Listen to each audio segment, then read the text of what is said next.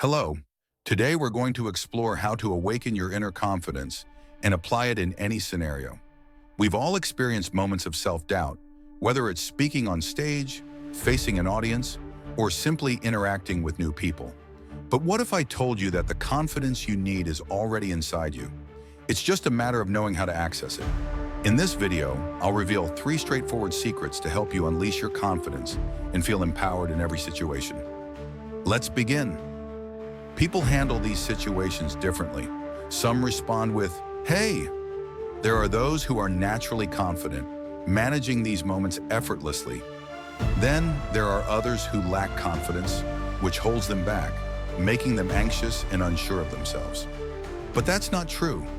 The truth is, we all have confidence within us. What I want to discuss today is the idea that we can discover more confidence inside ourselves when we know where to look. Where do we look? We go inward. We explore beneath the surface. That's our next step. I want to talk about this because years ago, I stood before an audience at Central Hall, near the Houses of Parliament, a large Methodist venue. I was thrilled because I knew it was my big moment as a beginner voice coach. But when I stepped in front of the audience, everything that could go wrong did. I spoke too quickly, lost my words, and it felt like a terrible experience. And just when I thought it couldn't get any worse, the microphone failed. I looked out and asked in my loud voice, coach manner, "Can you hear me at the back?" Someone shouted back, "Speak up!" I felt a deep sense of shame. The feeling of being watched and judged by an audience can be paralyzing. I left the venue telling myself, never again. But here I am. I also decided that next time, I would do things differently to ensure that speaking would be a positive experience. To achieve that, I had to look within.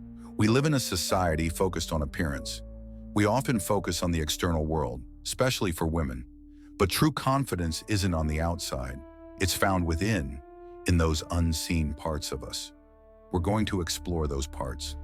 When I was thinking about this idea 3 months ago, before I was asked to speak, I started to feel anxious. I remembered a quote by director Peter Brook about opening new drawers within oneself. I imagined a chest of drawers. Then I met a talented craftsman, George McCallum, who's actually here today. I asked him to build me a chest of drawers, and he did. You might wonder what's inside. Well, when you ask a craftsman to build something, you never know what you'll get. Want to see what he created? Thanks, George. Best moment of the morning, upstaged by furniture. Inside this chest of drawers are 3 keys to finding inner confidence. 3 lessons I've learned. There's one big lesson that we'll get to later, and it might surprise you. But first, want to see what's in the first drawer? All right, it's a bit delicate. George, if you could help. Inside, we find an instrument. The voice is like a magnificent instrument. How often do we think about how our voice works? Just like a guitar, it has strings and a striker. Where's the string in your voice? It's your larynx. Place a hand there and give it a shake. Ah! Now everyone, let's try it together. Aha! The striker is the air. Understanding that your voice is an instrument is important. People often tell me, I have a bad voice.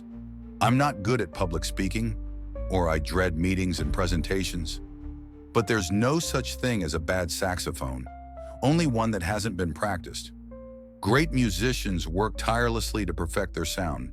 If you ever doubt your voice, remember that practice is all it takes. When I think about my own experience, which I call my Central Hall of Shame, I remember the story of an ancient Greek orator, Demosthenes.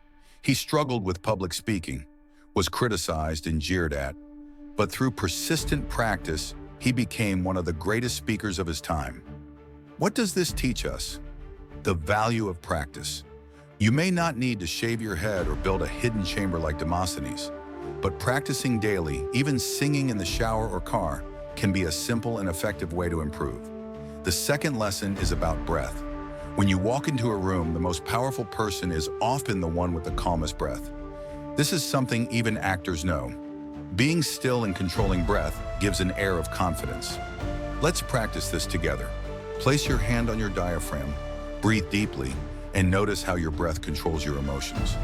The diaphragm is the king of the body's expression. The third and final lesson is about how to use this inner power when it's most needed.